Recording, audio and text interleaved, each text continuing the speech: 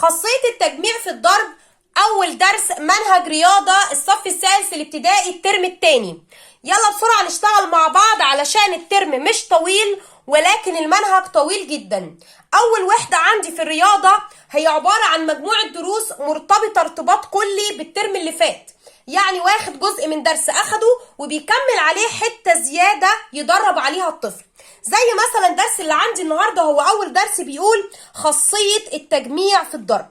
أنا أخدت مع طفلي الترم اللي فات جدول الضرب كامل ومسائل ضرب بأشكال مختلفة، يعني كنت بكتب له كده بشكل مباشر أقول له 5 في 9 بكام؟ 3 في 7، 4 في 3، معتمد على جدول الضرب كامل من الواحد ل12 ان هو حافظه ويقدر يجاوب على اي مسألة، وكان حافظ الجدول وبيجاوب.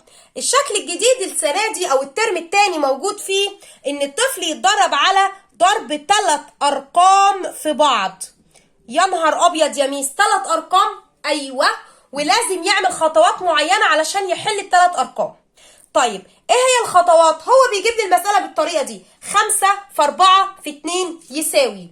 لازم امشي الخطوات اللي الميس قالت عليها، باخد رقمين في بعض واطلع واحد بره القوس واعمل الخطوات دي. طيب 5 في 4 ب20 في 2 اللي فاضله، 2 في 0 ب2 و2 في 2 ب4. لازم اخد الخطوة بالطريقة دي. بس انا هنا هقول لك تعالى اعلمك حاجة، لازم ادرب طفلي على ضرب رقم في رقمين بشكل عشوائي عشان لما ياخد خطوات المسألة ما يعطلش. يعني انا لو قلت هنا 16 في 3، ولو بدرب طفلي على 25 في 4 و18 في 6، دي ارقام عشوائية، انا بعلم طفلي حاجة معينة. يا ميس هضرب 16 في 3، تعالى اعلمك تعمل ايه. انا دلوقتي هضرب 3 في 6، ال3 في 6 بكام؟ ب18. هكتب ال8 واحط الواحد هنا. خد بالك انت في مسائل الجمع بالاضافه بتحط الواحد على الرقم اللي في العشرات يبقى 2. في الضرب خد بالك انا بحطه فوق بس، واضرب 3 في 1 ب3 واجمع الواحد على ناتج الضرب، يعني 3 في 1 ب3 وواحد معايا يبقى 4.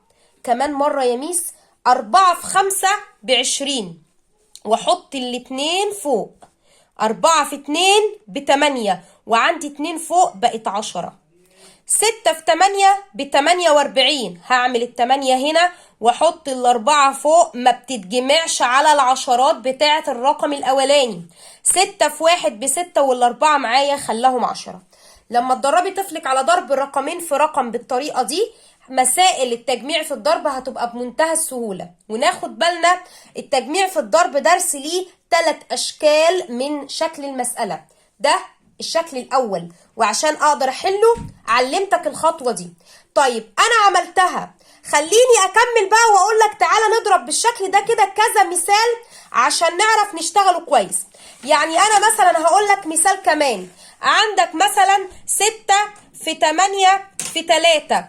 هنمشي الخطوات، هعمل ايه؟ هخلي ال6 في 8 في قوس واخلي ال3 بره. 6 في 8 48، عايزه طالب حافظ جدول الضرب صمه.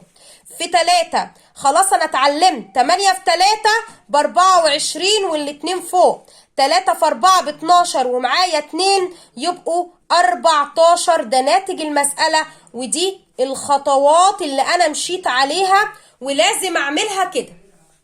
يبقى انا عرفت الشكل الاول من الاسئله الخاصه بدرس التجميع في الضرب بيجي ازاي ولازم اعمل ايه.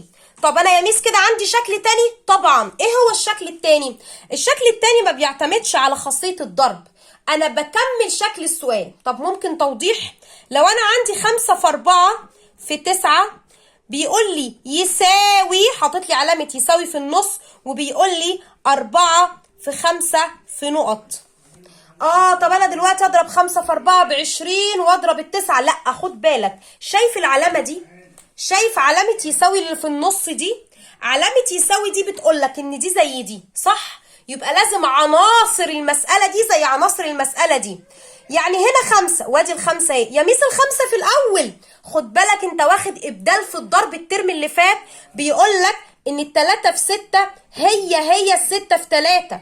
يعني ترتيب الاعداد في الضرب ما بعتمدوش نهائي، انا كده كده عارفه انه بيديني نفس الناتج، بمعنى انا 5 وادي 5، ادي 4 وادي 4، ال9 اهي موجوده الناحيه التانيه، لا يبقى هي دي اللي ناقصه. بس انا اعتمدت في الطريقه دي على وجود علامه يساوي في النص. مثال كمان يا ميس من فضلك، يلا بينا. بيقول لي 3 في 7 في 6 بيساوي 3 في 6 في نقط. نفس الفكره، انا معتمده على طريقه حلي بوجود علامه يساوي في النص، ده ابدال في الضرب اللي انا عارفه. يبقى ال3 هنا موجوده الناحيه الثانيه، وال7 هنا ايه ده مش موجوده اهي، ده ال6 هي اللي موجوده، يبقى هي اللي ناقصه. يبقى هنا الدال في الضرب بتاع الترم اللي فات بشكل مختلف في درس تجميع في الضرب. احنا قلنا ان اول وحده بالذات واخد شغل الترم اللي فات ومزود عليه عشان انا طفلي كبر بقى. يبقى ده تاني شكل من اشكال الاسئله الخاصه بالتجميع في الضرب. انا قلت بيجيب لي 3 ارقام في بعض ولازم اخد الخطوات اللي قلناها، او جاي لي في سؤال اكمل وحاطط لي مسالتين ونقص رقم. طب ممكن كده يعمل حاجه كمان معايا، يعمل ايه؟ يعمل كده، يلا نشوف. ايه ده يا ميس؟ ده هنا منقص لي مجموعه كبيره من الارقام. طب تعالي نشوف كده علامه يساوي في النص اللي بتشغلني اهي. 4 موجوده الناحيه دي، لا يبقى مش موجوده. 3 هي اللي موجوده هنا، وال5 الناحيه التانيه. كملت المسألتين من بعض، مفيش مشاكل، لاني انا عندي علامه يساوي هي اللي بتخليني اكمل الارقام اعتمادا على قاعده ان الابدال في الضرب هي نفس النتيجه.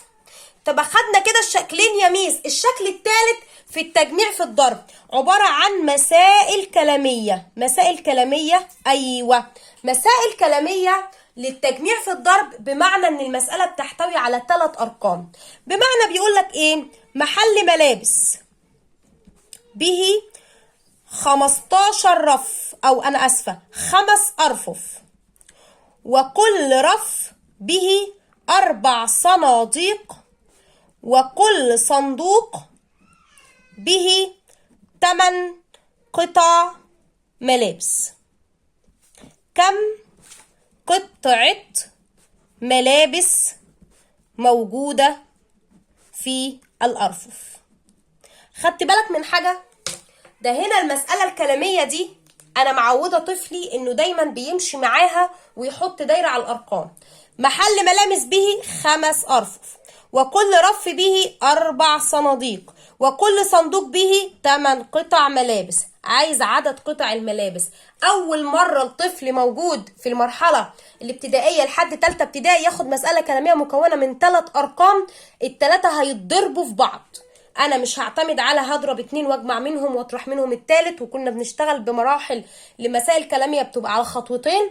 المره دي المساله على خطوه واحده بس، هو هيساعد طفلي ويحط له الاكس.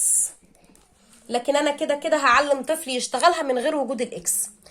5 ارفف، 4 صناديق، 8 قطع ملابس. يبقى الاجابه اني انا هضرب ال5 في ال4 في ال8. وطبعا انا بمشي بالطريقه اللي انا متعوده عليها. 5 في 4 في 8، 5 و4 ب20 في 8، 0 في 8 ب0، و2 في 8 ب16. ادي الاجابه. 3 اشكال للاسئله بمنتهى السهوله.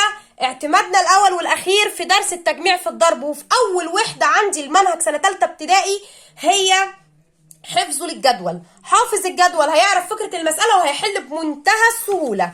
الدرس جميل جدا، التدريبات متوفره في اي كتاب خارجي حضرتك بتتعاملي معاه، وممكن نوفر تدريبات كتير لاولادنا. 3 اشكال للاسئله، وكل سؤال بنمشي بخطوات معينه، وكمان حفظه للجدول هو عمود الدرس.